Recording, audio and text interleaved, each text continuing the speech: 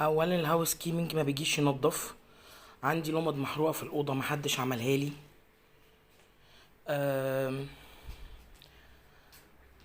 ثانيا التلاجة اللي كانت عندي في الاوضه كانت بايظه. الحمام ضيق ضيق جدا، يعني ده منظر الحمام. يعني بصوا البانيو ورا الباب يعني حاجه صعبه، يعني لازم اقفل الباب عشان اعرف اصور واوريكم شكل البانيو. فالاوضه ما عجبتنيش نهائي.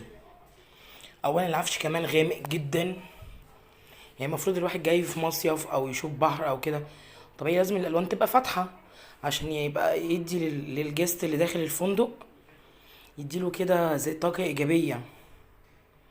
بس بصراحه الفندق 4 ستار، بس ده ما يستحقش 4 ستار نهائي. فنصيحه يعني اللي يجي